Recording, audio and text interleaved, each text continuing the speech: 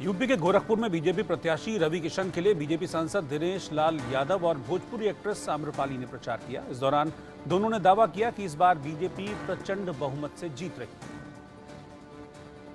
लोकसभा चुनाव 2024 को लेकर अब आज आखिरी है, 7वें फेज को लेकर। निरहुआ जी, आज गोरखपुर आप पहुंचे हैं, इस 7वें फेज का आखिरी दिन है। किस तरह की धमाल मचाने पहुंचे हैं गोरखपुर? सुबह से अभी आप रोड शो कर रहे थे।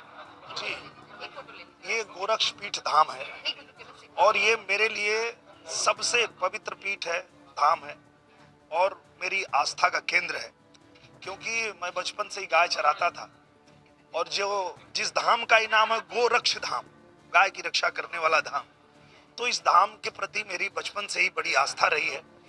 और यही कारण था कि जब पूज्य योगी आदित्यनाथ महाराज जी ने मुझे आदेश किया, रवि किशन भैया को आदेश किया, दोनों को साथ में ही बुलाए थे और कहे कि आप गोरखपुर लड़िए और आप आजमगढ़ लड़िए। तो हम दोनों भाई उतर गए और अभी महाराज जी आए थे आजमगढ़, तो उन्होंने कहा रवि किशन जी का हाल चाल लिए। हम बोले एकदम जा रहे हैं हम, और आज सुबह से ही हम लोग रोड शो कर रहे हैं और अभी निकल रहे हैं, कई सभाएं हैं और आखिरी दिन है, तो लोगों से हम निवेदन करने के लिए जा रहे हैं कि चाहे गर्मी कितनी भी हो, धूप कितनी भी हो, पर आपका सबसे बड़ा अधिकार और आपका सबसे बड़ा कर्तव्य ये है कि इस महापर्व में, लोकतंत्र के महापर्व में आप जाइए और मतदान कीजिए।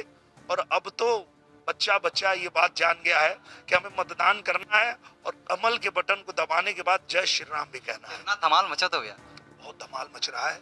सोचिए, इतना धमाल मच रहा है कि जहां जा रहे हैं अब ये जनता की आवाज बन गई है कि हम भी बूथ पे जाएंगे, कमल का बटन दबाएंगे और 400 सीट जीतकर 24 में फिर मोदी ही आएंगे, मोदी ही आएंगे, मोदी ही आएंगे, 400 सीट जीत कर 24 में फिर मोदी ही आएंगे। जय श्री राम। देखिए किस तरह से बेबाक तरीके से निरहुआ जी ने बताया कि अब की बार फिर 400 के पार और पीएम मोदी एक बार फिर से देश के प्रधानमंत्री बनेंगे। और आज आखिरी दिन है और ऐसे में पूरी तरीके से ये रोड शो करके धमाल मचाने के लिए गोरखपुर पहुंचे हुए हैं।